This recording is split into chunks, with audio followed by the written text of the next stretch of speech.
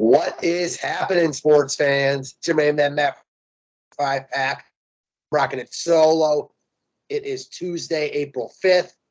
We got 12 NBA games to talk over. I just dropped the members-only video. I'm going to talk about 5 guys on here that I think are quite valuable for tonight's slate. Excited to get into that.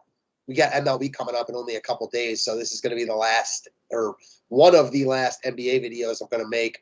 Obviously, outside of playoffs, when there's no baseball games, I'll certainly dive back into the NBA, but can't wait for baseball to start. That's my bread and butter. Really excited for it. So NBA is going to take a little bit of a hiatus. That said, we still got a couple more slates. We got a big night. I know there's some really good contests out there on DK. So really good night to start to fill your bankroll for MLB. Before I hop into the NBA, I'm going to shout out our new promoter, ABC Islands. Doing a lot with them. I'm going to have the link and the promo code in the description section of the video. I recommend everyone check it out. I know they're going to have some really, really cool and good deals coming up in the near future. So about that shortly. In the meantime, let me share this screen and we will dive right in.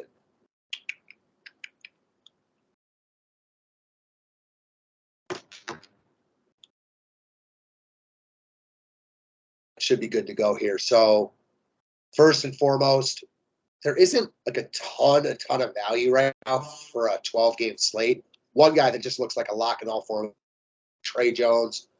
We've seen another Tyus Jones in a similar spot recently. No Deontay Murray. Trey's going to play 33-plus minutes.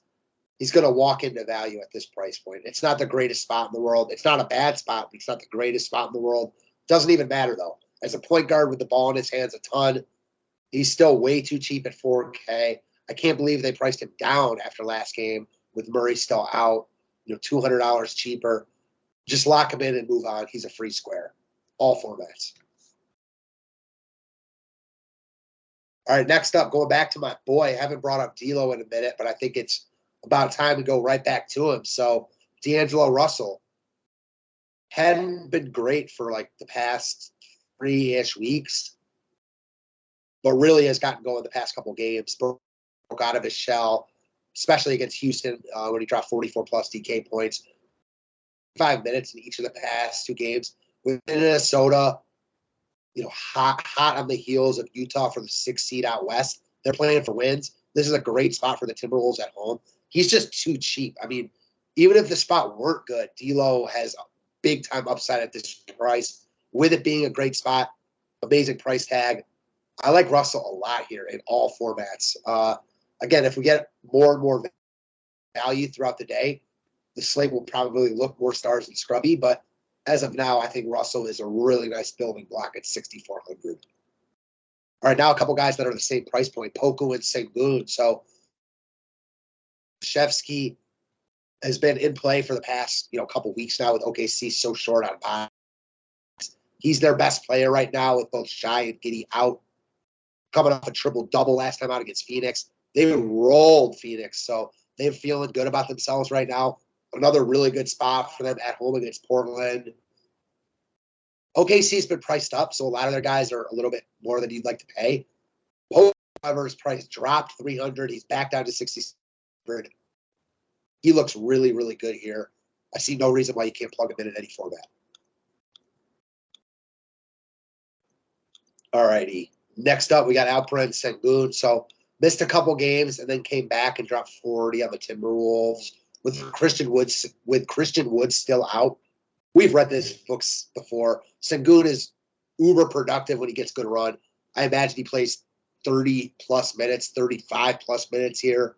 And at 6,700, he's just going to destroy. He's got massive upside. The more I talk about Sengun, the more I like him. I just think he's too cheap. Presuming Houston can keep this game close, I mean, there's upside to be had all around here, with Sengun being my favorite piece of the Rocket.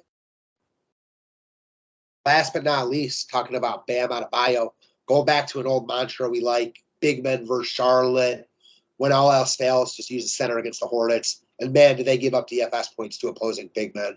Bam, he's been more solid than spectacular recently, aside from the 48, the 49 he had against Sacktown and Boston. He's got a great history against the Hornets, and it makes sense. They're a team that gives up DFS points, in hooves to opposing centers.